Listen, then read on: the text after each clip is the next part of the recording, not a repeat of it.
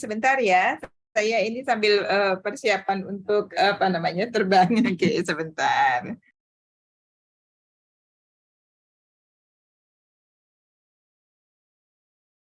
Mungkin bisa kita mulai ya pertemuan kita pada pagi hari ini. Yang pertama,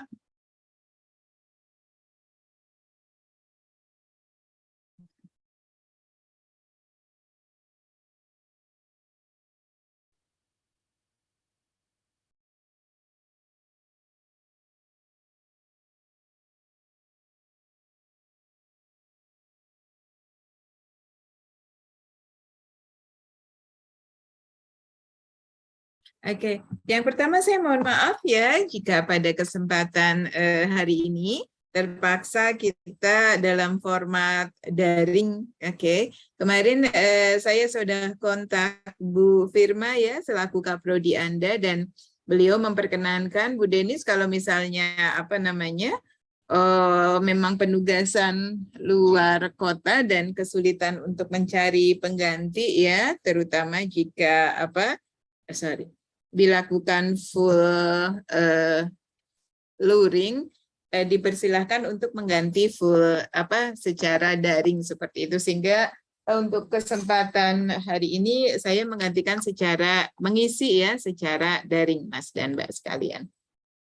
Baik, pada hari ini kita akan meneruskan ya materi yang sudah kita diskusikan pada pekan kemarin. Oke, jadi mohon maaf nih sambil admit yang pada masuk antriannya banyak. Oke, sehingga kita akan membahas mengenai ini, mohon maaf juga bukunya ternyata ketinggalan. Oke, untuk kelas ini kita sudah sampai chapter berapa ya Mas dan Mbak ya? Materinya chapter 3 atau 4? 4. Oke, very good. Oke, saya siapkan materinya dulu sambil meng-approve yang pada datang.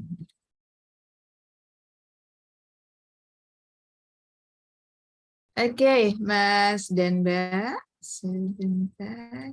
Baik, kita untuk pertemuan kali ini terkait dengan conceptual framework ya. Jadi kita akan mempelajari bersama materi kita terkait dengan kerangka konseptual dalam bidang akuntansi seperti itu. Baik.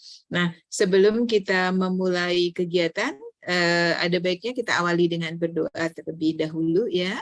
Baik, berdoa dipersilahkan.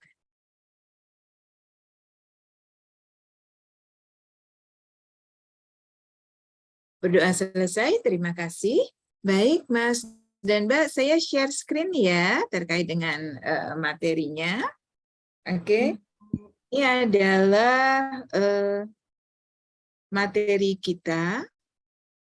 Sudah bisa terlihat ya, Mas dan Mbak ya? Bisa, Ibu. Oke, very good. Oke. Nah, kita pada kesempatan hari ini akan membahas mengenai kerangka konseptual ya di akuntansi seperti itu, di teori akuntansi khususnya. Nah, sekarang kita lihat. Jadi, kalau kita bicara masalah kerangka konseptual, yang pertama ya, apa sih peran atau fungsi dari conceptual framework? Kalau kita lihat ya ini. Jadi apa sih fungsinya kalau kita lihat ya, atau role-nya seperti itu. Saya pakai yang lebih genjreng aja. Jadi apa sih role dari conceptual framework? Jadi yang pertama ya, kerangka konseptual ya itu akan menjadi teori akuntansi yang dia itu terstruktur sehingga kita tidak akan lepas. Sorry kalau merah banget nggak kebaca ya Mas dan Mbak ya. Oke, I will use the yellow one. Oh sorry.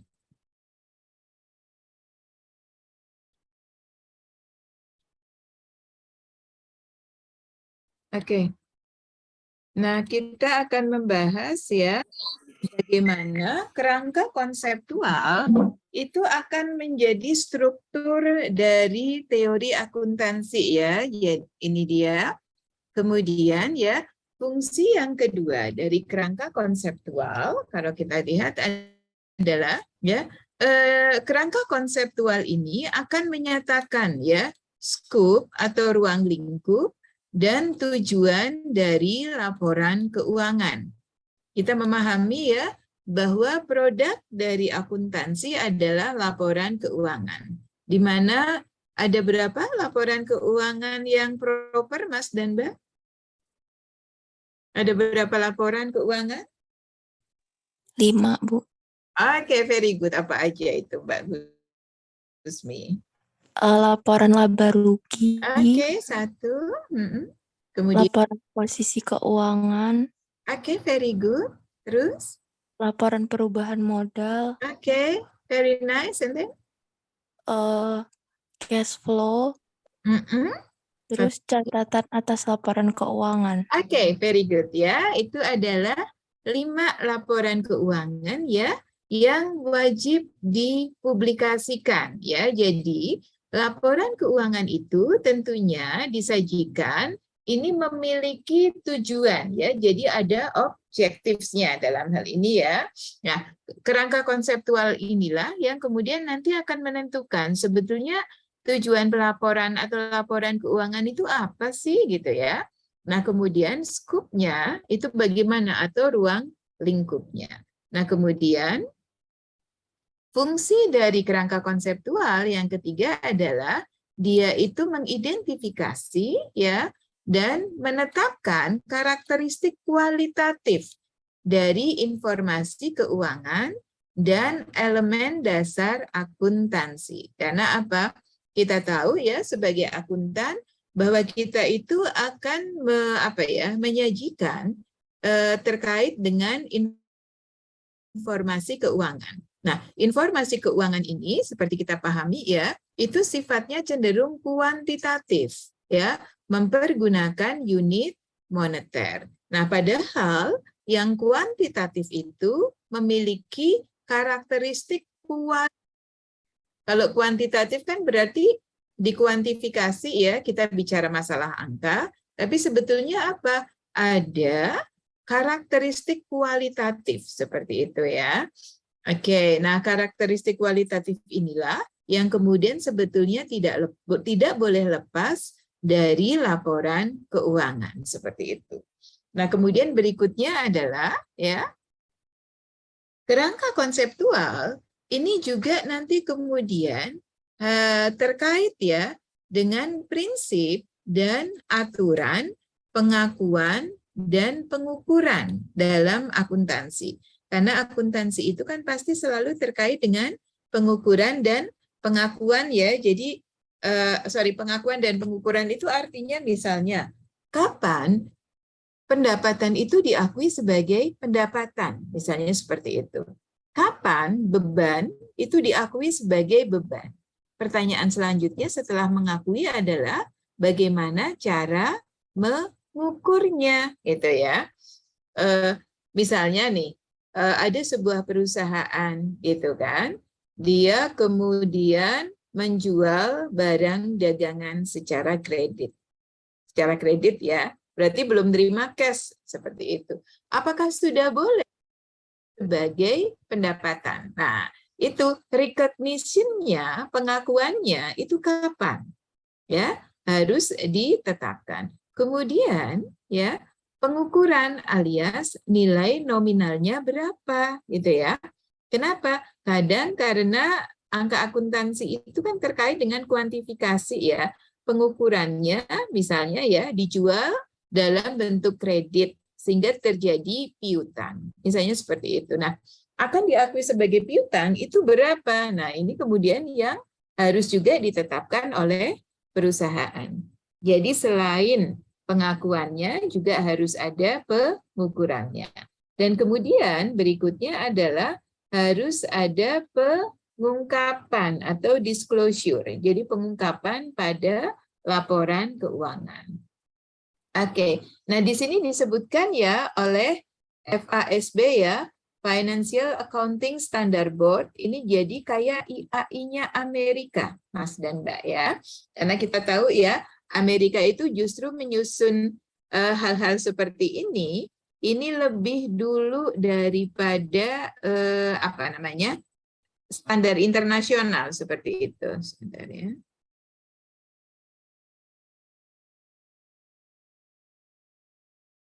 Bentar ya, saya harus WA.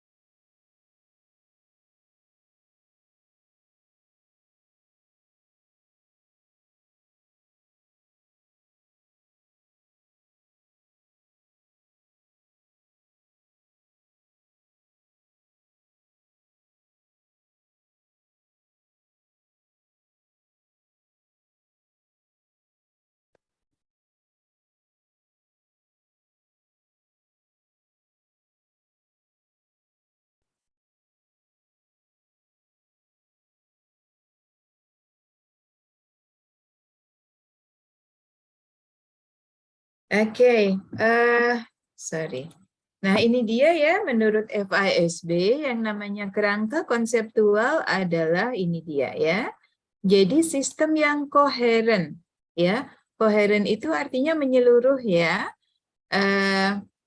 Dari kalau kita lihat ya, tujuan yang saling terkait, oke, dan dasar dan tujuan yang saling terkait ya, yang diharapkan akan mengarahkan pada standar yang konsisten seperti itu. Kemudian juga apa? Bisa memberikan apa namanya? Prescribe ya. Jadi aturan ya terhadap sifat, fungsi dan keterbatasan akuntansi keuangan dan laporan keuangan. Jadi peran dari conceptual framework oleh FASB dinyatakan seperti ini. Jadi memang secara teori seperti ini Mas dan Mbak. Jadi kita harus membuat kerangka konseptual ketika kita akan menetapkan aturan-aturan dalam konteks akuntansi ya. Nah, kemudian isu yang muncul terkait dengan adanya framework ini adalah yang pertama ya. Apakah kita membutuhkan ya teori akuntansi yang umum? Apakah kita membutuhkan teori akuntansi yang secara umum? Jadi perlu nggak sih? Karena apa? Akuntansi itu kan kadang terlalu berbeda-beda ya. Jadi dulu kan memang akuntansi itu praktek akuntansi berbeda-beda satu sama lain seperti itu. Sehingga kemudian apakah kita memerlukan teori yang berlaku umum seperti itu ya pada saat itu. Nah kemudian berikutnya adalah apakah akuntansi yang sekarang dipraktikkan itu terlalu permisif ya, terlalu permisif dalam artian apa? Apakah dia itu terlalu bebas, artinya tidak memiliki standar tertentu gitu ya, sehingga kemudian harus dibuat kerangka konseptualnya ya. Nah kemudian yang berikutnya ini yang terkait juga dengan yang nomor 2 ya, apakah praktik akuntansi sekarang ini terlalu tidak konsisten gitu ya. Jadi terlalu tidak konsisten ya artinya berbeda-beda satu sama lain begitu ya. Kemudian bisa jadi juga satu perusahaan menerapkan metode akuntansi yang berbeda-beda sehingga kemudian dianggap tidak konsisten. Nah, kemudian apakah terlalu banyak intervensi politik ya dalam netralitas laporan keuangan. Nah, kita pahami ya, yang namanya laporan akuntansi itu satu, Mas dan Mbak ya. Tapi di satu sisi penggunanya itu banyak gitu ya. Dan penggunanya ini berbeda-beda. Sehingga apa? Barang yang satu alias laporan keuangan itu dipergunakan untuk melayani kepentingan banyak pihak, di mana kepentingan ini juga berbeda-beda. Sehingga apa? Dikhawatirkan, laporan keuangan ini tidak netral gitu ya. Tidak netral, tidak objektif atau bias ya terhadap kepentingan tertentu seperti itu. Sehingga apa? Dikhawatirkan ya, apakah terlalu banyak intervensi politis terhadap netralitas laporan keuangan. Nah, di satu sisi tadi ya ada isu-isu yang muncul, artinya ada problem yang muncul terkait dengan peran kerangka konseptual ini. Tapi di sisi lain ya ada juga manfaat yang bisa diharapkan dengan adanya kerangka konseptual ya. Jadi semata-mata kemudian ya segala sesuatu ada masalah pasti ada manfaatnya gitu ya. Nah, sehingga kemudian di balik isu yang ada ya, kita kemudian juga melihat bahwa mungkin kerangka konseptual itu tidak bisa mengobati semua masalah akuntansi yang muncul. Tapi kita juga menyadari bahwa kerangka konseptual dalam akuntansi ini juga memiliki manfaat seperti itu ya. Manfaatnya misalnya ya, kalau kita lihat ya, yang pertama dengan adanya kerangka konseptual, nah kemudian laporan keuangan itu menjadi bersyarat ya, memiliki syarat ya. Ada reporting requirements. Reporting requirements-nya apa? Laporan keuangan itu harus konsisten dan harus logis ya. Jadi ada persyaratan pelaporan, yaitu apa? Konsisten dan logis. Gitu ya. Nah, ini manfaat yang pertama dengan adanya conceptual framework. Kemudian manfaat yang kedua, ini adalah greater compliance ya. Compliance itu kan kepatuhan. Jadi adanya kepatuhan yang lebih besar, diharapkan seperti itu. Kenapa?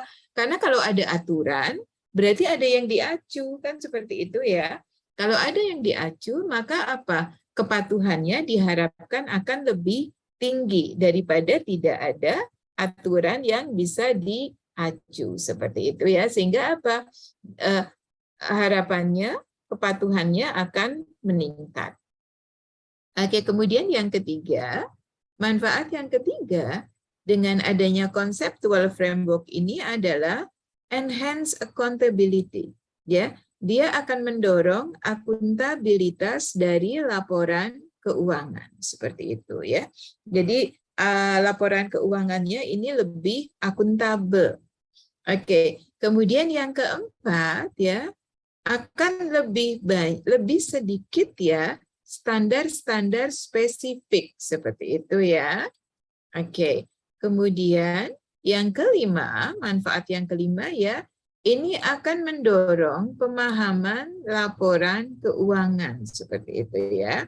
Jadi reporting requirements, persyaratan terhadap kebutuhan laporan keuangan itu kemudian akan lebih dipahami. Kemudian yang berikutnya ya, ini lebih ada standar setting, jadi ada peletakan standar yang lebih ekonomis dalam hal ini. Gitu ya. Sehingga dengan adanya conceptual framework, kita harapkan ya manfaat-manfaat ini bisa kita raih seperti itu ya. Nah, kemudian yang berikutnya kalau kita lihat adalah tujuan dari conceptual framework ya. Kalau tadi perannya atau fungsinya, kemudian yang berikutnya adalah tujuan. Tujuannya apa sih? Nah, kembali lagi ya, kita bisa mengacu pada FASB dalam hal ini ya. Nah, FASB itu bilang ya,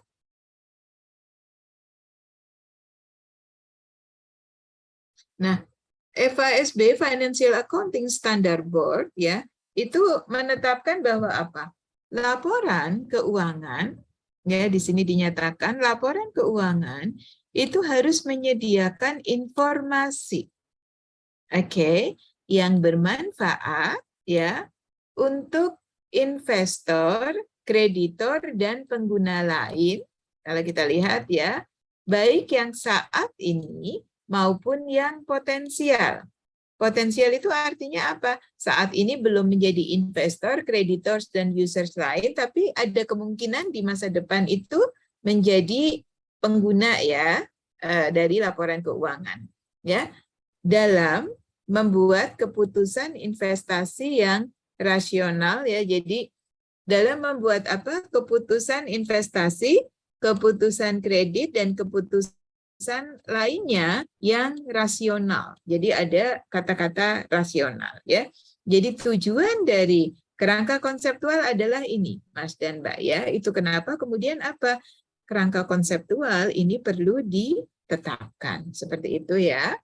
Nah, kemudian kalau kita lihat, tadi kan ada komponen yang namanya informasi. Kembali lagi ya, financial reporting should provide information. Nah, information ini di bold ya. Nah, informasi yang dimaksud itu informasi yang seperti apa? Ya, karena kan tidak semua informasi mungkin dibutuhkan oleh pihak-pihak pengguna laporan keuangan seperti itu. Ya, yang pertama, informasi itu harus bermanfaat dalam apa? Pengambilan keputusan ekonomi. Ya, jadi informasi yang tersaji dalam laporan keuangan itu harus useful, ya, harus bermanfaat dalam proses pengambilan ekonomi.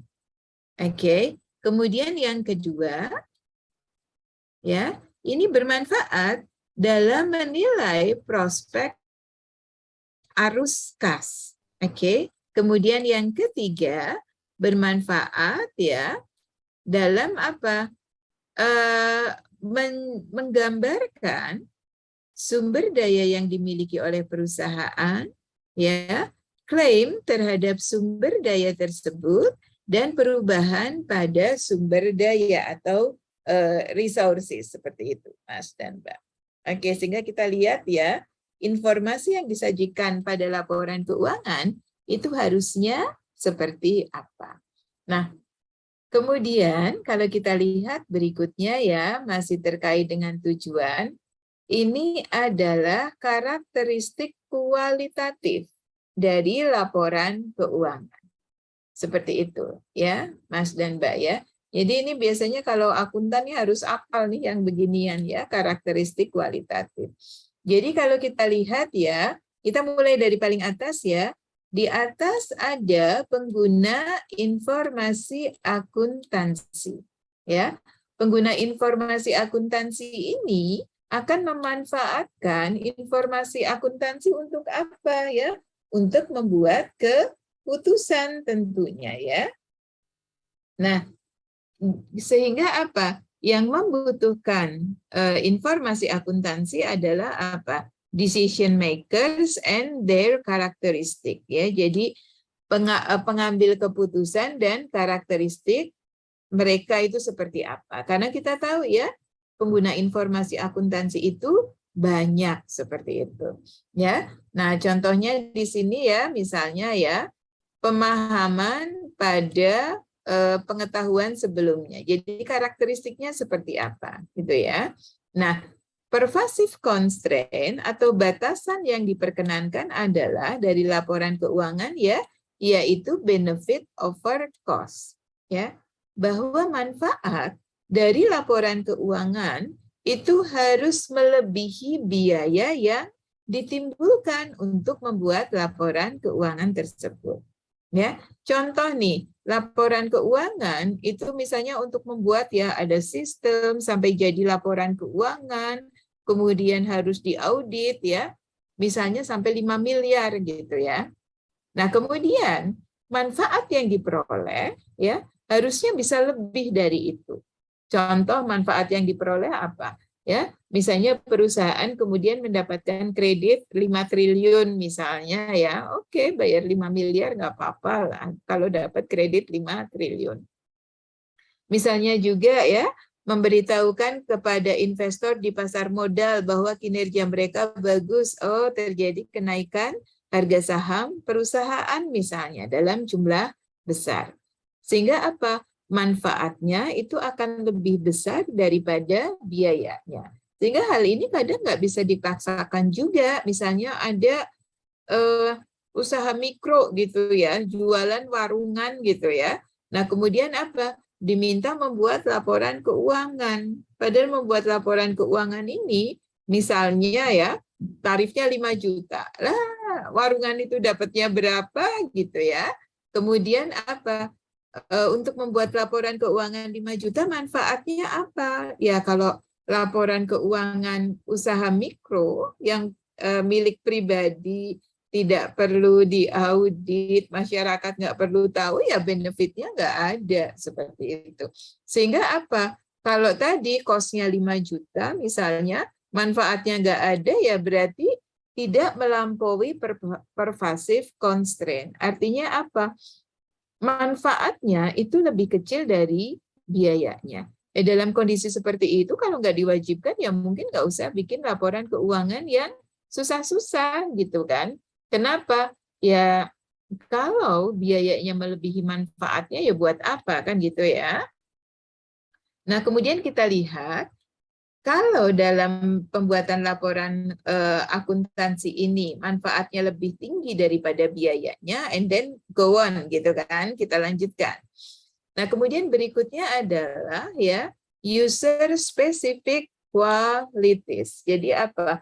Kualitas ya, kualitas khusus yang dipergunakan untuk para user. Yang pertama adalah understandability. Bahwa apa? Laporan keuangan itu harus bisa dipahami seperti itu ya. Susah nggak memahami laporan keuangan? Susah Mas dan Mbak ya.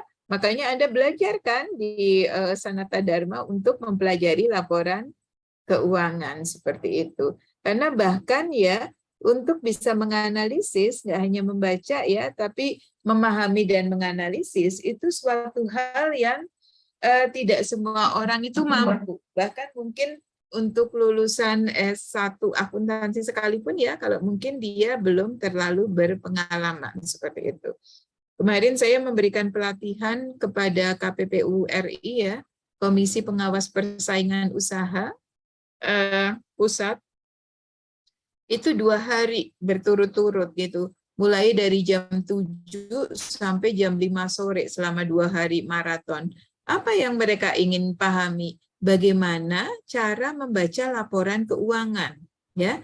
Untuk apa? Ya supaya paham dan bisa menganalisis untuk kasus-kasus atau perkara-perkara persaingan usaha seperti itu. Karena apa? Mereka sering sekali menghadapi kasus persaingan usaha, harus menentukan vonis, tapi persaingan usaha itu kemudian menggunakan angka akuntansi dan itu sulit untuk dipahami. Sehingga apa?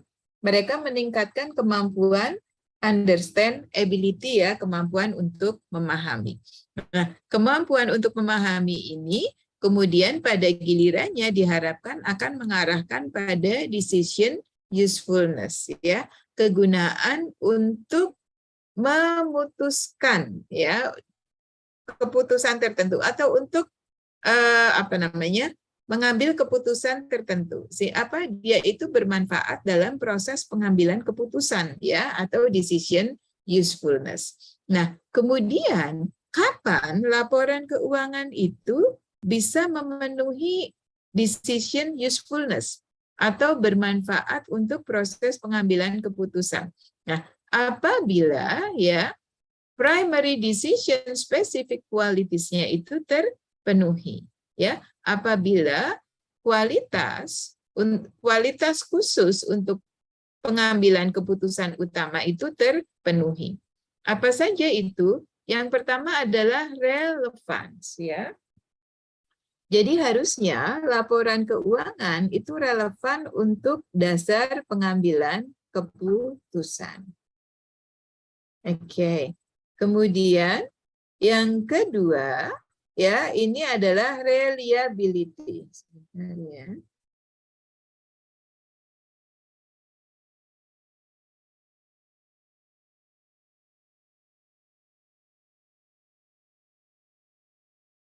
Bentar ya, Mas Danda.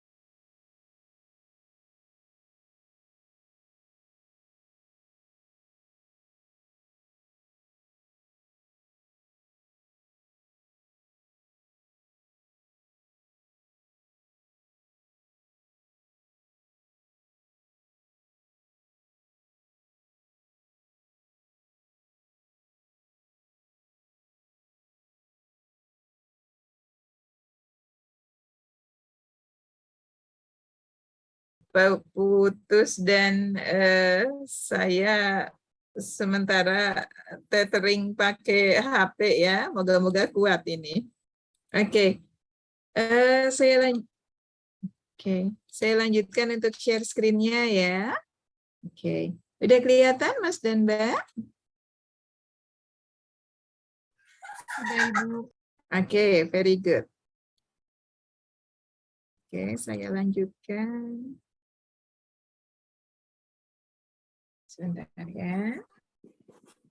Jadi lemot. Oke. Nah, tadi ya terkait dengan karakteristik kualitatif ya dari laporan keuangan. Jadi ada relevance ya. Kemudian reliable. Reliable itu artinya handal ya. Jadi kalau pengguna informasi akuntansi itu mempergunakan informasi dari laporan keuangan, maka informasinya itu akurat dan bisa dipercaya seperti itu. Nah, kemudian ya, ini kan primary decision specific qualities-nya ya, yaitu relevance dan reliable. Nah, kemudian ya, komponen dari kualitas utama dari masing-masing ini adalah yang pertama ya, untuk relevan itu adalah yang pertama memiliki nilai prediktif ya. Jadi informasi akuntansi itu sebaiknya bisa dipergunakan untuk memprediksi nilai-nilai di masa depan ya. Misalnya contohnya apa? Contohnya misalnya terkait dengan prospek perusahaan seperti apa ya. Kemudian kondisi perusahaan di masa depan seperti apa. Nah, ini yang dimaksud relevansi itu memiliki karakteristik predictive value ya, memiliki nilai prediksi. Nah, kemudian memiliki feedback value atau memiliki nilai umpan balik seperti itu ya. Jadi bisa dipergunakan untuk umpan balik. Kemudian karakteristik yang ketiga dari relevan adalah timeliness.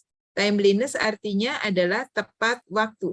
Jadi laporan keuangan itu harus dibuat untuk pengambilan keputusan dengan tepat waktu. Ya, misalnya ya, kalau Anda ingin mengambil keputusan sekarang, ya datanya harus ada sekarang, nggak bisa besok-besok ya, nanti informasinya udah basi gitu ya. Nah, kemudian yang berikutnya terkait dengan komponen dari reliabilitas ya atau handal ya, itu adalah yang pertama. Oke, itu variability. Artinya apa? Bisa diverifikasi sehingga laporan keuangan itu kemudian bisa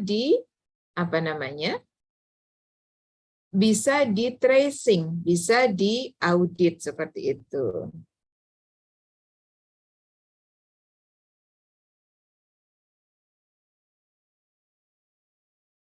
Oke, nah kemudian yang berikutnya adalah representational faithfulness ya.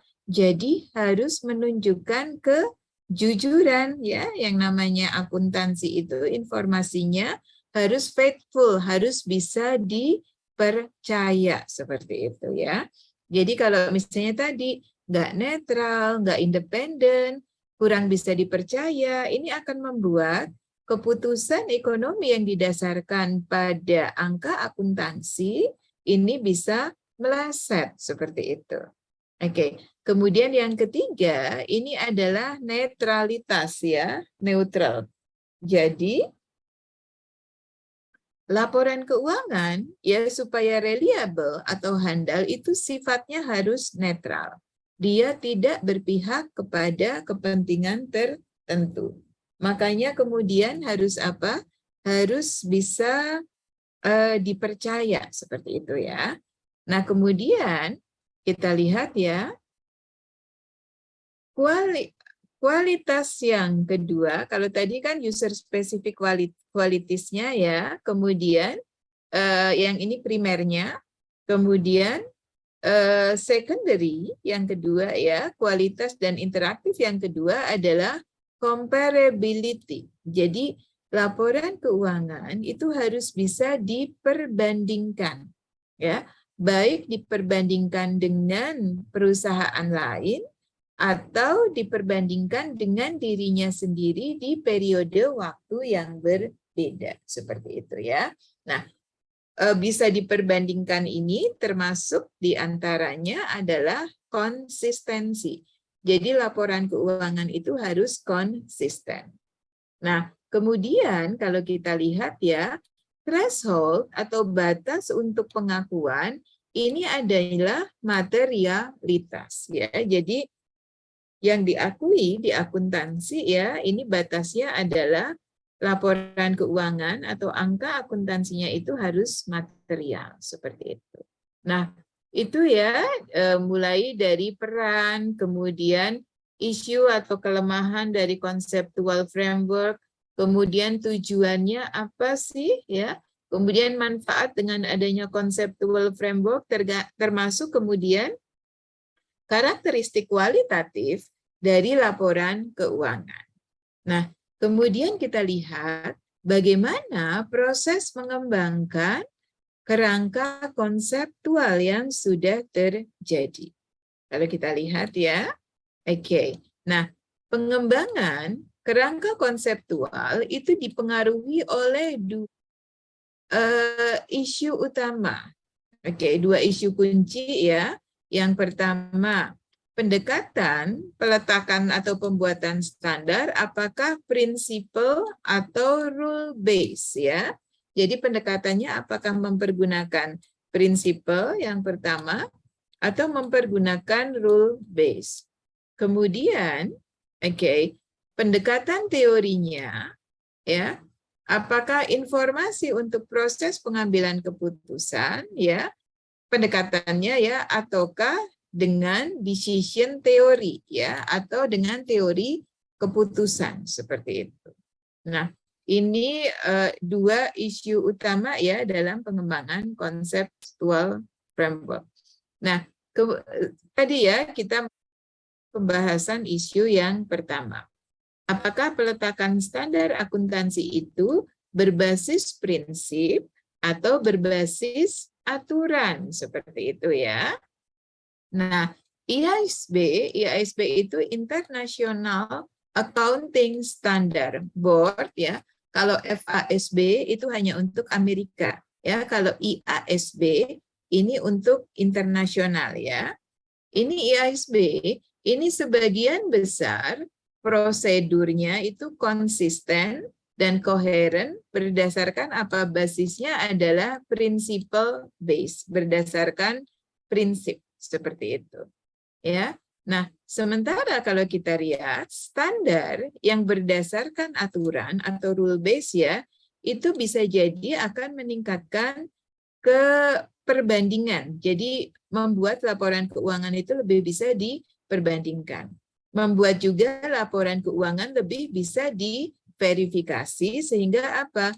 Bisa mengurangi manajemen laba seperti itu.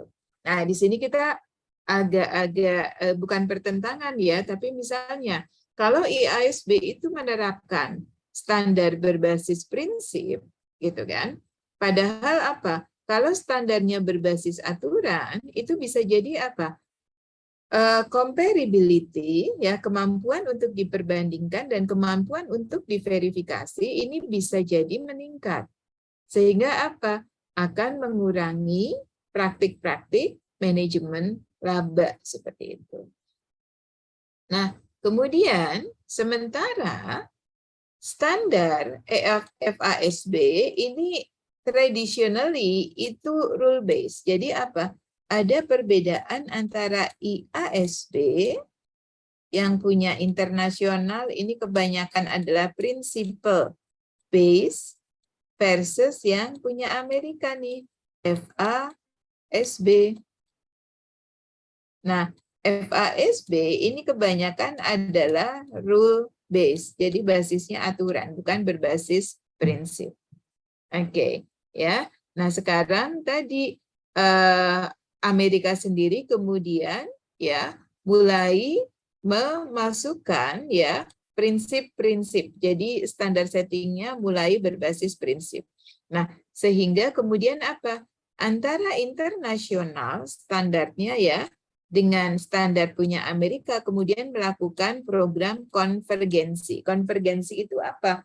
Membuat dua aturan ini lebih menyatu seperti itu sehingga tidak terlalu banyak apa ya aturan yang bertentangan satu sama lain seperti itu.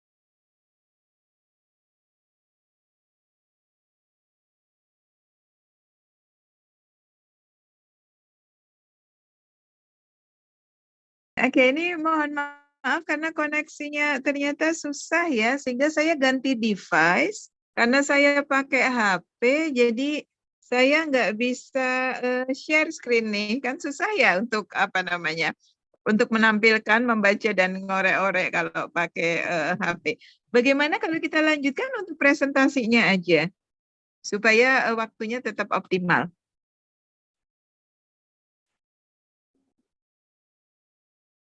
Halo? Iya, boleh Bu. Bisa ya? Untuk kelompok presenter sudah siap? Kelompok 4 sudah siap, Bu. Oke, kita rencana hari ini 2 presentasi ya? Iya, Bu. Oke, very good. Oke. Oke, nah silakan untuk kelompok presenternya ya. Mohon maaf ini karena saya pakai HP, jadi mungkin nggak bisa melanjutkan presentasi share screen saya. Jadi kita lanjut dengan presentasi aja. Oke, silakan untuk kelompok presenter saya persilahkan.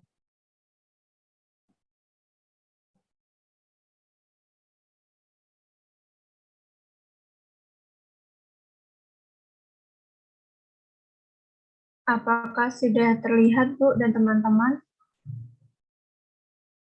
Sudah. Dari Ya. saya udah terlihat, Mbak. Iya, baik, Bu.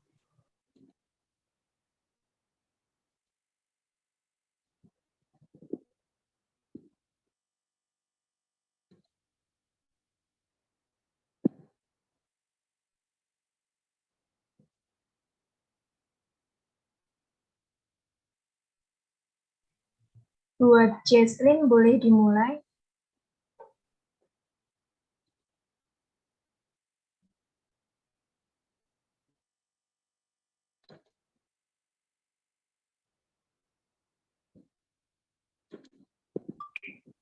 Baik, suara saya kedengaran nggak ya, Clara? Oke, kedengeran jelas, Mbak. Baik, terima kasih atas kesempatannya, Bu Denis dan teman-teman semuanya. Selamat pagi, terima kasih atas kesempatannya. Kelompok kami yaitu kelompok 4, terdiri atas Clara Putri dengan NIM 20001, Feby Pratiwi dengan NIM 20015, dan saya sendiri Jason Afina dengan NIM 20036. Pada kesempatan kali ini, kelompok kami izin mempresentasikan mengenai kasus skandal akuntansi. Next. Nah, kasus skandal akuntansi yang kita pilih yaitu dari British Telecom dan PwC.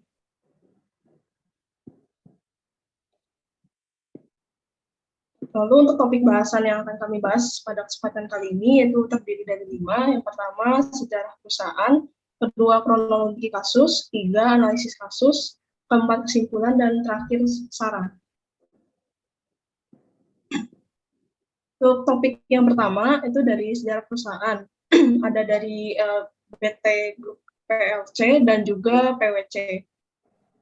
Nah, untuk sejarah perusahaan dari BT Group PLC, BT Group PLC atau dikenal sebagai BT dan sebelumnya yaitu British Telecom, adalah perusahaan induk yang memiliki British Telecom PLC, yaitu merupakan sebuah perusahaan multinasional yang bergerak di bidang telekomunikasi dan berkantor pusat di Inggris. Nah, perusahaan ini telah beroperasi sekitar di 180 negara dan juga merupakan penyedia layanan fixed line, mobile, dan broadband terbesar di Inggris, serta menyediakan televisi yang berlangganan IT.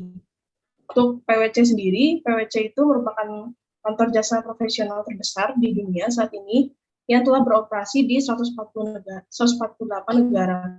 Kantor ini dibentuk pada tahun 1998 dari penggabungan usaha antara Pricewaterhouse dan Coopers and Lybrand. Lalu PwC ini adalah kantor jasa yang terbesar di antara Big Four auditors. Yang lainnya adalah Deloitte, Ernst & Young, dan KPMG. Next.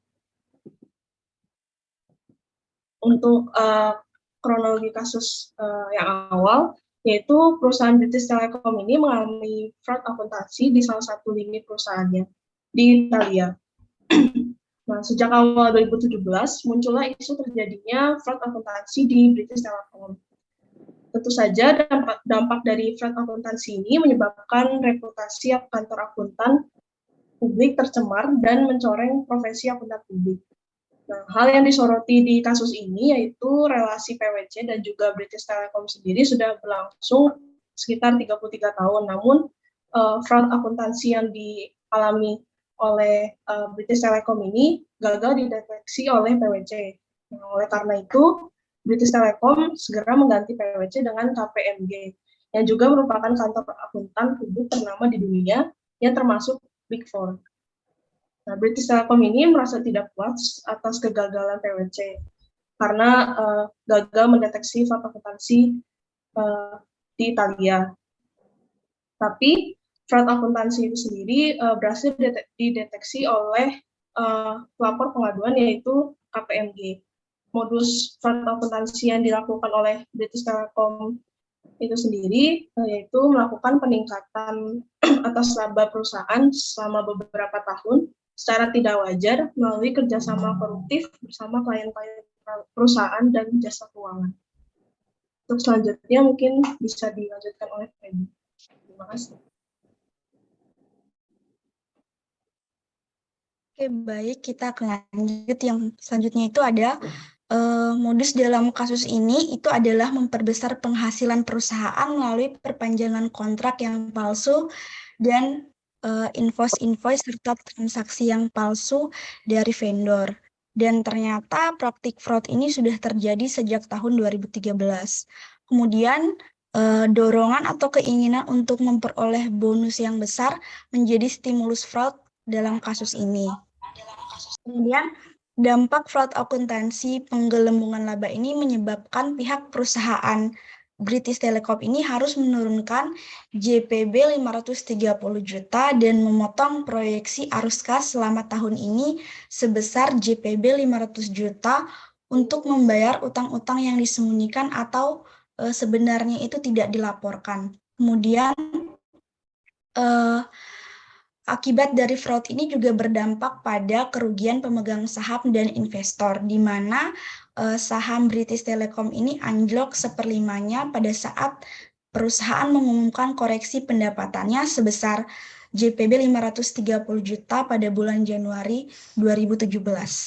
Next.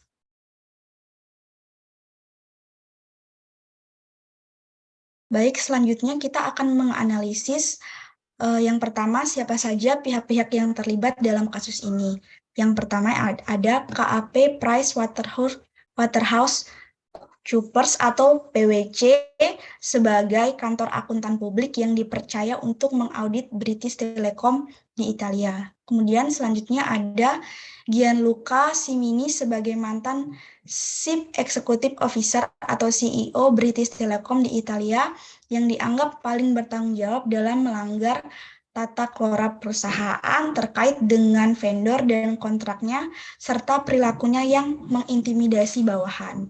Kemudian ada Stefania Trussoli sebagai mantan Chief Operating Officer yang dianggap telah memanipulasi hasil operasional yang dipakai menjadi dasar pemberian bonus dan memanipulasi informasi hasil kinerja ke korporasi atau perusahaan induk British. Next.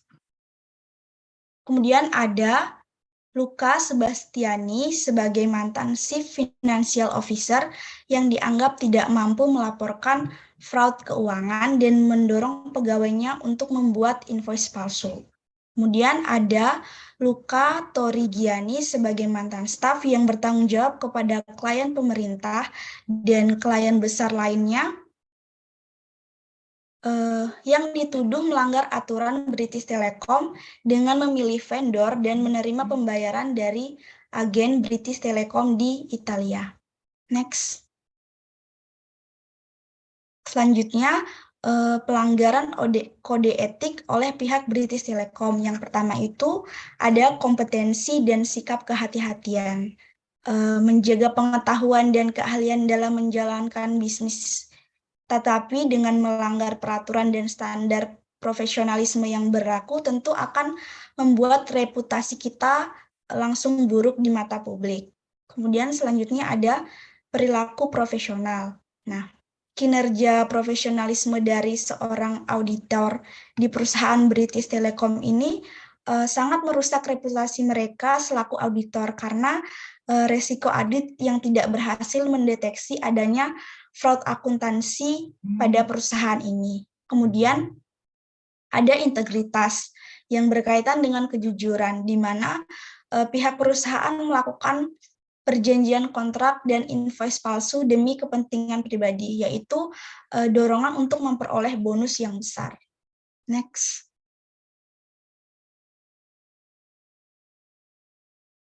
Selanjutnya akan dilanjutkan oleh Clara.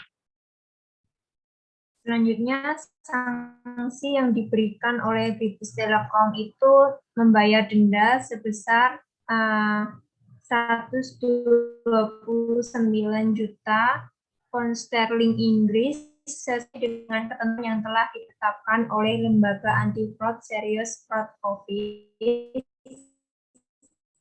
Ya, korporat mendapatkan tuntutan atas kerugian class action yang diajukan oleh pemegang saham British Telecom karena dianggap mengelabui investor dan tidak segera mengumumkan fraud keuangan tersebut.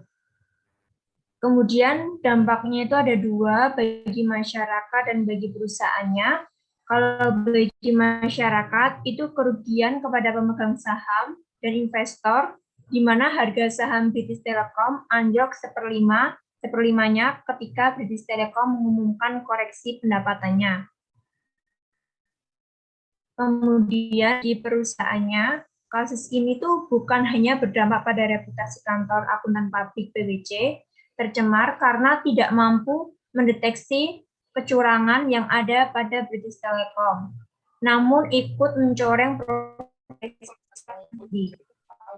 Nah, kesimpulan untuk kasus ini ada beberapa. Fraud bukan hanya terjadi di perusahaan kecil, melainkan terjadi juga di negara maju dan korporasi ternama. Ini artinya itu fraud harus dianggap sebagai bahaya laten atau resiko bawaan di setiap organisasi. Kemudian poin kedua, fraud tidak hanya menyeret kantor akuntan publik skala kecil atau menengah, semua ada yang luput dari kegagalan auditnya dalam mendeteksi fraud. Kemudian poin ketiga, saat memperhatikan tata kelola. Keempat, satu korporasi oleh investor dan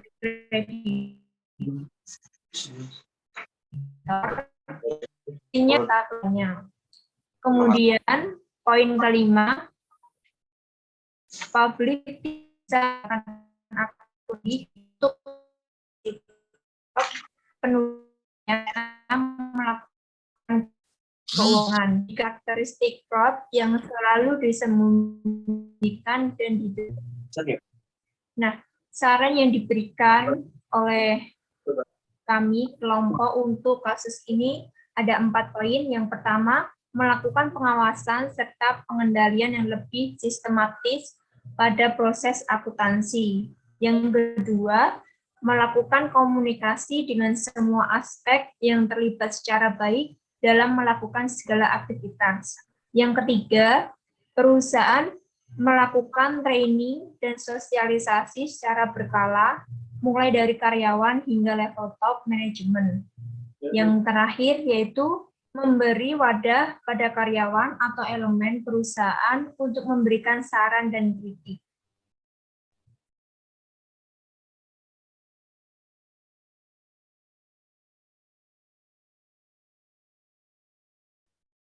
Sekian presentasi dari kelompok 4, kurang dan lebihnya kami mohon maaf. Jika ada pertanyaan, silahkan. Terima kasih.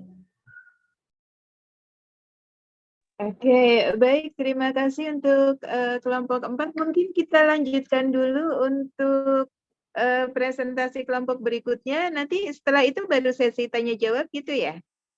Nanti silahkan yang bertanya akan bertanya ke kelompok yang mana begitu. Is that okay? Baik, Bu. Oke, ya silakan.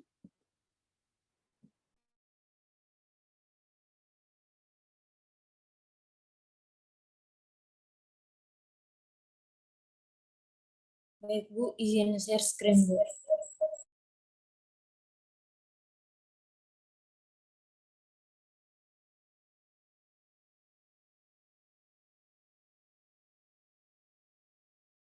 Apakah sudah terlihat, teman-teman?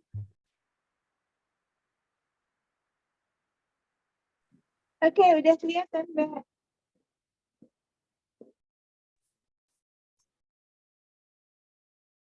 Sebelumnya, Bu, kamera saya error, ganggu, jadi tidak bisa on cam.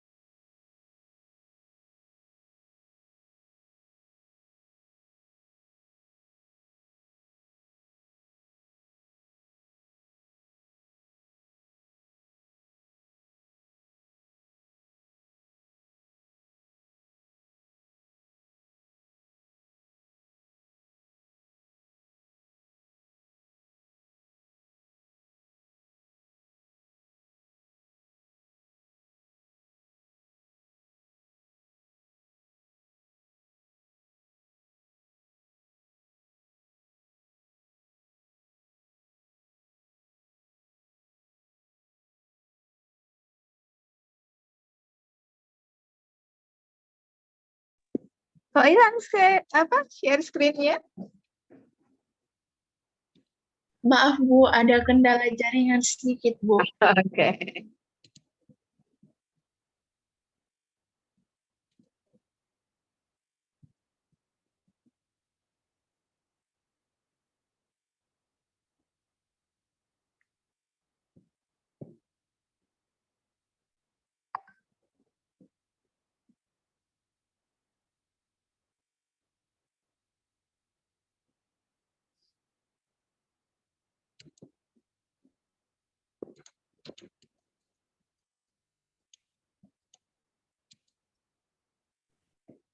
Baik Bu, terima kasih. Selamat siang untuk Ibu Denis dan teman-teman. Terima kasih untuk kesempatan yang diberikan kepada kelompok kami. Pada kesempatan ini, kami akan mempresentasikan terkait kasus manipulasi laporan keuangan pada PT KAI. Sebelum masuk ke penjelasan materi, terlebih dahulu saya akan memperkenalkan anggota kelompok. Yang pertama, saya sendiri, Francisca Rahmayanti Kam dengan NIM 20029, Crescencia Evelita Wende dengan NIM 20031, dan Metilda Dwi Putri Landang dengan NIM 20041. Next. Jadi di sini ada 6 topik bahasan yang akan kami bahas. Yang pertama terkait kronologi kasus, yang kedua pelanggaran akuntansi yang ditemukan dalam kasus, yang ketiga konsep akuntansi apa yang tidak ditaati, yang keempat dampak pelanggarannya, yang kelima refleksi terhadap kasus, dan yang keenam peran yang dilakukan untuk mencegah terjadinya kasus. Next. Selanjutnya, di sini saya akan menjelaskan terkait dengan kronologi kasus pada PT KAI. Jadi, PT Kereta Api Indonesia atau yang disebut dengan PT KAI terdeteksi adanya kecurangan dalam penyajian laporan keuangan. Ini merupakan suatu bentuk penipuan yang dapat menyesatkan investor dan stakeholder lainnya. Kasus ini juga berkaitan dengan masalah pelanggaran kode etik profesi akuntansi. Diduga terjadi manipulasi data dalam laporan keuangan PT KAI pada tahun 2005, di mana perusahaan BUMN dicatat meraih keuntungan sebesar Rp 6,9 miliar. Padahal, apabila diteliti dan dikaji lebih rinci, perusahaan justru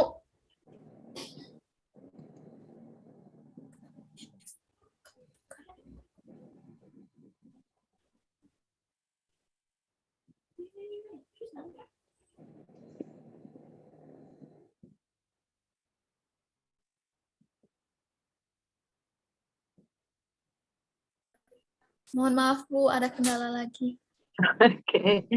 Ya, ternyata nggak cuma saya ya yang kesulitan. Ada temennya berarti.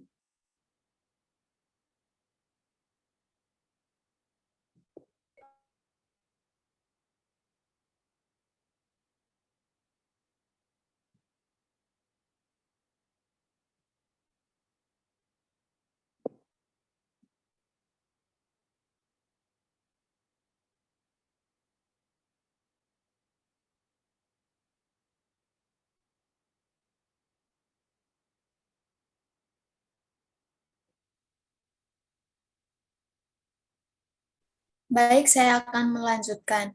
Jadi, padahal apabila diteliti dan dikaji lebih rinci, perusahaan justru menderita kerugian sebesar 63 miliar.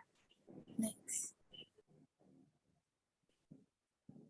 Selanjutnya, Komisaris PT KAI, Hekinus Manao, yang juga sebagai Direktur Informasi dan Akuntansi Direktorat Jenderal Perbendaharaan Negara, Departemen Keuangan, mengatakan bahwa laporan keuangan itu telah diaudit oleh Kantor Akuntan Publik Esmanan. Audit terhadap laporan keuangan PT KAI untuk tahun 2003 dan tahun-tahun sebelumnya dilakukan oleh Badan Pemeriksaan Keuangan atau BPK. Sedangkan untuk tahun 2004 sendiri diaudit oleh BPK dan Akuntan Publik. Jadi hasil audit tersebut kemudian diserahkan direksi PT KAI untuk disetujui sebelum disampaikan dalam rapat umum pemegang saham dan komisaris PT KAI, yaitu Hekinus Manao, menolak untuk menyetujui laporan keuangan PT KAI pada tahun berikutnya, yaitu tahun 2005, yang telah diaudit oleh akuntan publik. Next. Selanjutnya akan dijelaskan oleh Efri. Sebelumnya mohon maaf Bu, saya tidak bisa on cam karena kendala jaringan. Oke, iya. Selanjutnya kita akan masuk pada pelanggaran akuntansi yang ditemukan dalam kasus. Jadi PT Kereta Api Indonesia melanggar pasal 90 Undang-Undang Nomor 8 Tahun 1995 tentang pasar modal. Dalam kegiatan perdagangan efek, setiap pihak dilarang secara langsung maupun tidak langsung. Yang pertama, menipu atau mengelabui pihak lain. Yang kedua, membuat pernyataan tidak benar mengenai fakta yang material atau tidak mengungkapkan fakta yang material agar pernyataan yang dibuat tidak menyesatkan mengenai keadaan yang terjadi. Pada saat pernyataan dibuat dengan maksud untuk menguntungkan atau menghindarkan kerugian untuk diri sendiri atau pihak lain, atau dengan tujuan mempengaruhi pihak lain untuk membeli atau menjual efek. Lalu yang ketiga, PT Kereta Api Indonesia dapat dikenakan sanksi sesuai pasal 107 Undang-Undang Nomor 8 Tahun 1995 yang menyatakan setiap pihak yang dengan sengaja bertujuan menipu atau merugikan pihak lain atau menyesatkan Bapepam, menghilangkan, memusnahkan, menghapus, mengubah, mengaburkan, menyembunyikan, atau memalsukan catatan dari pihak yang memperoleh izin, persetujuan, atau pendaftaran termasuk emiten dan perusahaan publik diancam dengan pidana penjara paling lama 3 tahun atau denda paling banyak sebesar 5 miliar rupiah.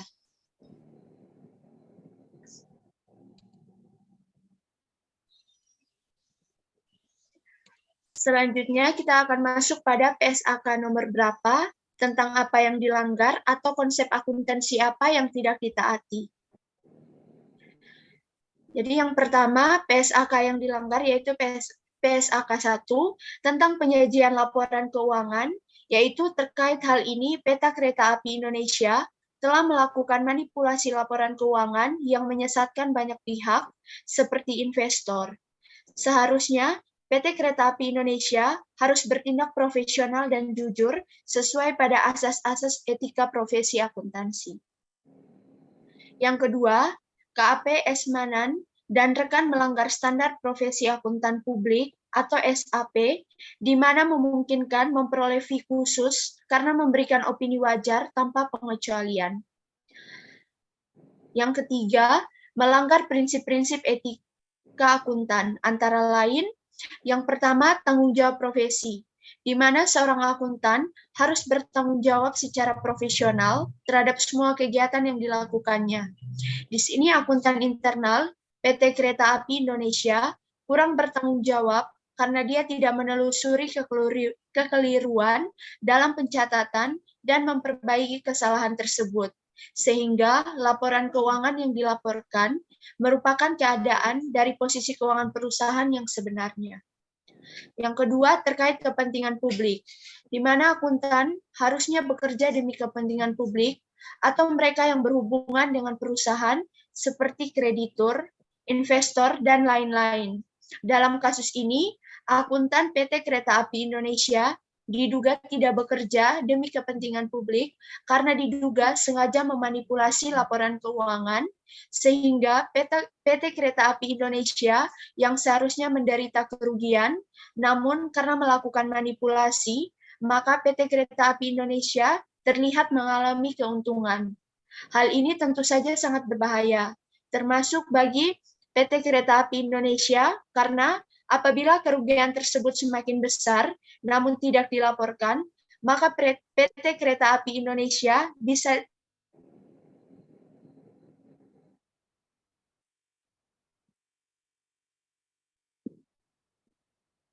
akuntan harusnya bekerja dengan profesional yang tinggi.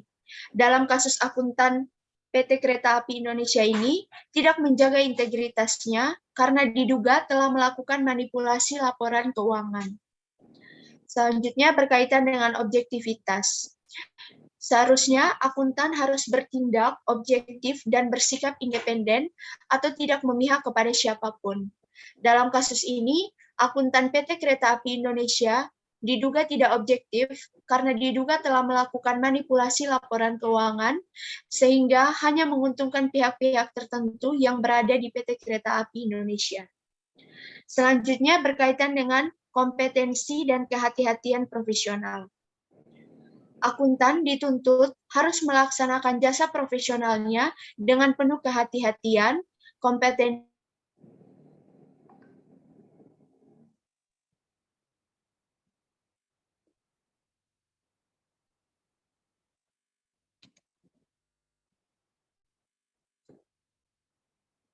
Kok suaranya hilang ya, Mbak ya?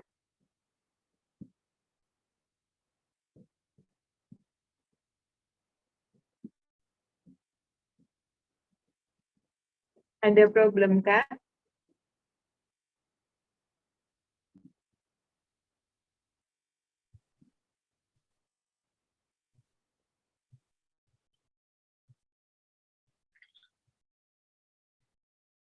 Bu.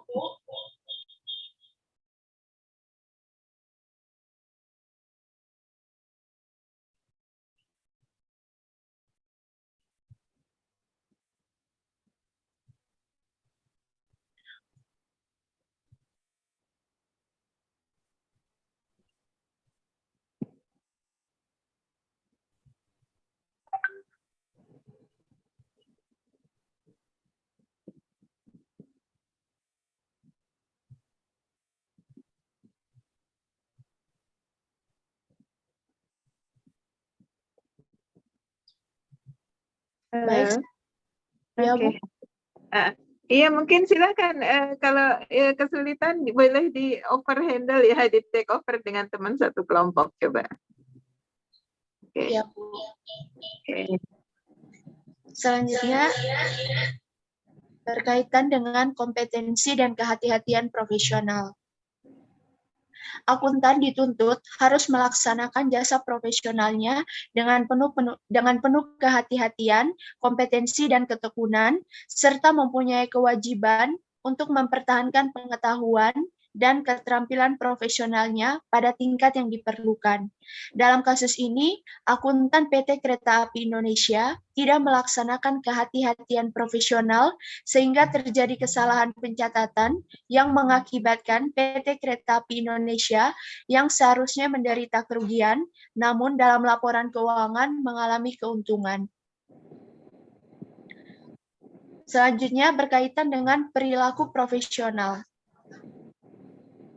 Akuntan sebagai seorang profesional dituntut untuk berperilaku konsisten, selaras dengan reputasi profesi yang baik, dan menjauhi tindakan yang dapat mendiskreditkan profesinya. Dalam kasus ini, akuntan PT Kereta Api Indonesia diduga tidak berperilaku profesional yang menyebabkan kekeliruan dalam melakukan pencatatan laporan keuangan.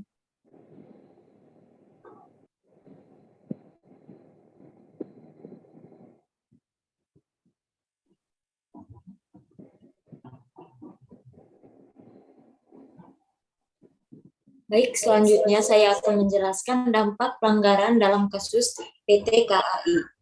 Jadi, dampak yang pertama itu publik atau investor, yang dimana dirugikan karena memperoleh informasi yang menyesatkan. Nah, sehingga keputusan yang diambil berdasarkan informasi keuangan PT Kereta Api Indonesia menjadi tidak akurat atau salah. Yang kedua itu perusahaan. Nah, di sini perusahaan mengalami kerugian sebesar 63 miliar. Yang ketiga, masyarakat. Di mana masyarakat dirugikan, di sini dirugikan dengan memanipulasi kerugian yang dilakukan oleh perusahaan KAI, perusahaan Kereta Api Indonesia, yang menyebabkan harga tiket kereta jadi naik. Yang keempat, pemerintah. Di sini pemerintah dirugikan karena dengan rekayasa keuangan tersebut, maka pajak yang diterima pemerintah lebih kecil. Yang kelima, profesi akuntan. Di mana di sini dirugikan karena jika melakukan kesalahan akan diberikan sanksi berupa teguran atau pencabutan izin praktek atau bahkan bisa dipecat.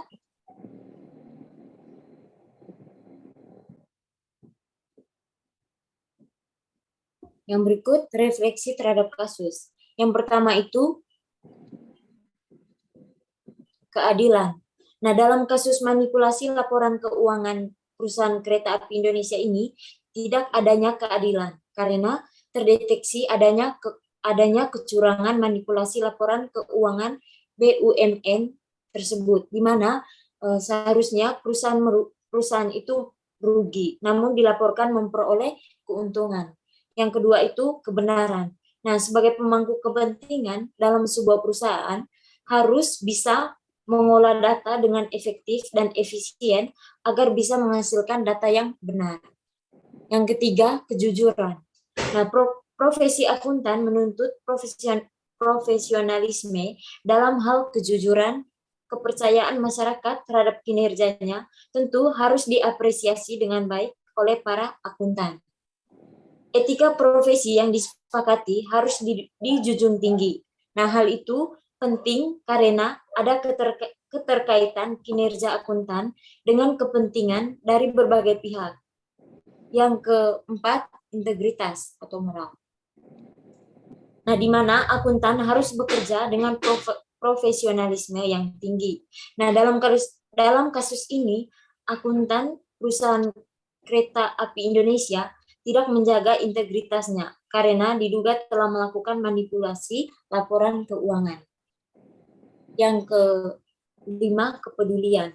Terkait dengan kepedulian, ini kami sangat setuju dengan salah satu komisaris PT Kereta Api, yaitu Hekinus Manoa, di mana hingga kini dirinya tidak mau menandatangani laporan keuangan karena adanya ketidakbenaran dalam laporan keuangan BUMN dalam perhubungan itu. Nah, tentunya hal ini dilakukan karena ia adalah seorang akuntan yang profesional. Yang keenam itu kepekaan. KAP Esmanan dan rekan yang sudah melanggar SPAP tidak peka terhadap Bapak Hekinus Manoa yang tidak setuju dengan menandatangani laporan keuangan.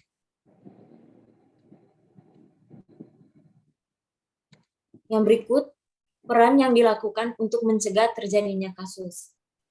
Yang pertama itu membangun kultur perusahaan yang baik dengan mengutamakan integritas, etika profesi, dan kepatuhan pada seluruh aturan, baik internal maupun eksternal, khususnya itu tentang otorisasi.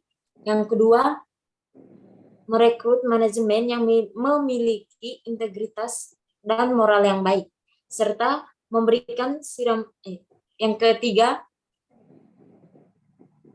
diadakan tes kompetensi dan kemampuan untuk mencapai suatu jabatan tertentu dengan adil dan terbuka. Yang keempat itu, akuntabilitas dan transparansi setiap proses bisnis dalam organisasi agar memungkinkan monitoring dari setiap pihak sehingga penyimpangan yang dilakukan oknum-oknum dapat diketahui dan diberikan sanksi terhadap kompromi. Sekian dari saya akan berikan ke moderator. Baik, Ibu dan teman-teman. Sekian presentasi dari kelompok kami. Kurang dan lebihnya kami mohon maaf. Kepada teman-teman yang mau bertanya, kami persilahkan. Oke ya, silahkan jika ada diskusi ya, baik untuk presenter pertama maupun presenter yang kedua.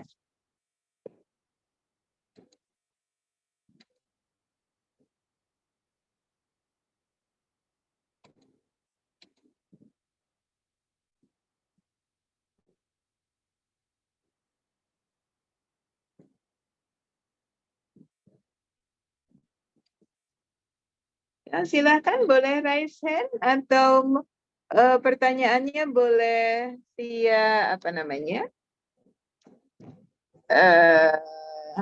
Chat.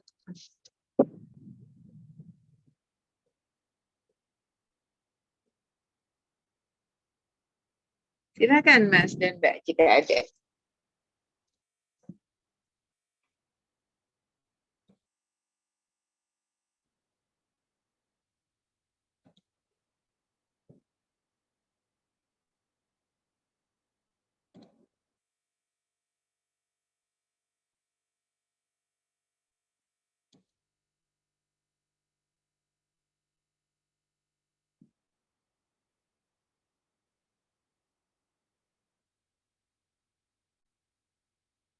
Nggak ada. Beneran nggak ada? Sorry, saya off cam juga nih untuk ngurangin grafik. Ada Mas dan Mbak?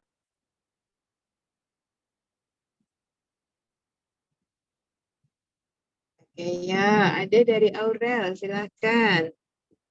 Bisa ditanggapi mungkin ya.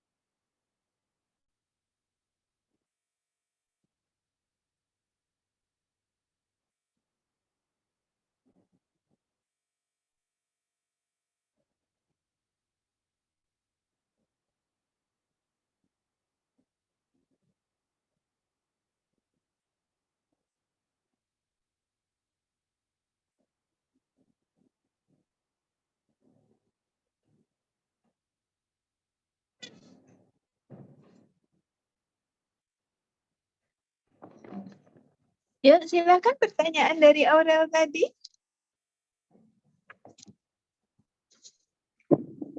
Baik, Bu. Oke.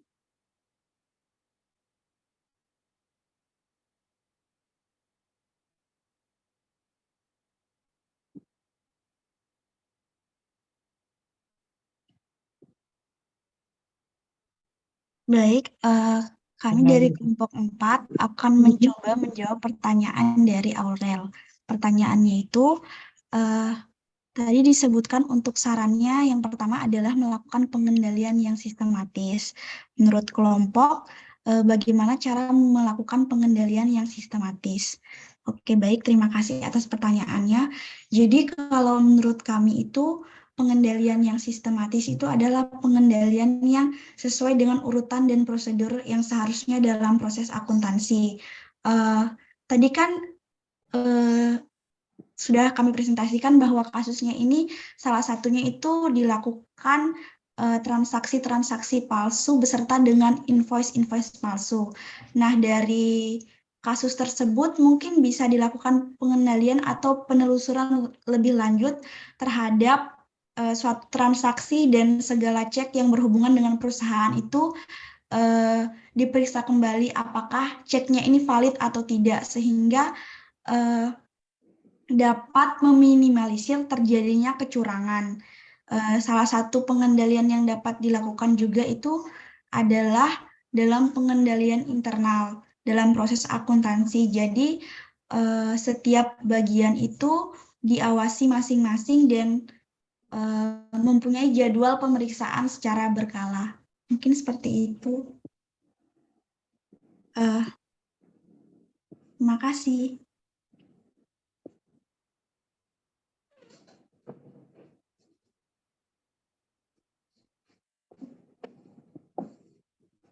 Oke, bagaimana tanggapannya tadi?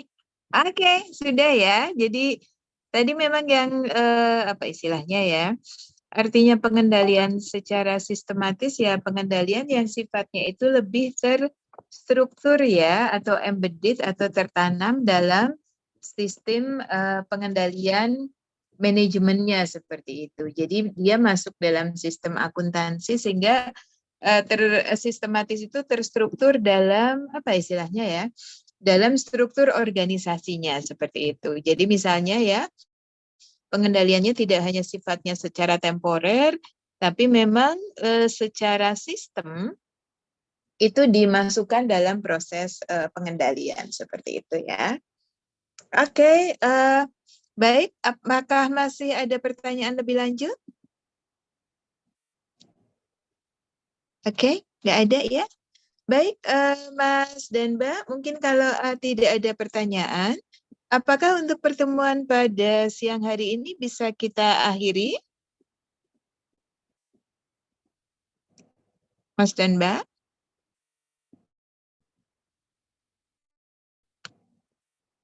Ini saya nggak tinggal tidur siang kan pada? Enggak, Bu. Ya, baik. Oke, kalau tidak ada pertanyaan lebih lanjut, mungkin untuk pertemuan pada siang hari ini bisa kita akhiri terlebih dahulu ya. Untuk presensinya gimana? Oh iya, presensinya. Anyway, saya belum ini ya. Ini pakai apa namanya? Pakai HP saya jadi agak kesulitan melihat juga sih. Atau mungkin, anyway, bisa nggak ya? Coba saya screenshot ya dari partisipan ya. Oke, ternyata bisa. Saya jangan bergerak-gerak dulu karena ini nanti geser semua. Oke. Oke. Posisinya tetap aja dulu ya. Oke, sebentar saya screenshot dari partisipan. Oke.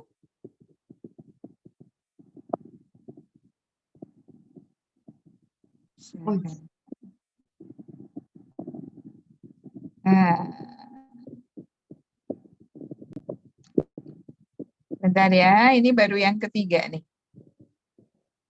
Oke. Atau mau saya bantu screenshot aja, Bu? Gimana? Nggak apa-apa, ini udah selesai. Oke, udah selesai. Ada 4. Oke, saya. Nah, nanti begini aja, Mas dan Mbak. Nanti kalau udah ketemu secara offline ya, akan saya berikan untuk presensi manualnya ya. Tapi saya akan ngecek berdasarkan hasil screenshot saya pada hari ini. Itu ya, Mas dan Mbak ya? Baik, Ibu. Oke. Ya, baik. Terima kasih atas atensi dan kehadirannya. Nanti akan kita lanjutkan di pertemuan pekan depan ya. Mungkin pekan depan terpaksa, saya belum dapat infonya juga. Kemungkinan, mungkin saya udah bilang ya, saya akan ditugaskan ke Manado, dari Manado kemudian geser ke Padang. Jadi kemungkinan pekan depan juga masih online ya. Harapannya tidak mengurangi kualitas pembelajaran kita ya. Nanti semoga setelah itu kita bisa sesuai schedule dan offline gitu ya, hadir di kelas seperti biasa. Baik Mas dan Mbak, terima kasih atas atensi kehadirannya. Ketemu lagi pekan depan ya. Oke, terima kasih. Selamat siang. Terima kasih, Bu.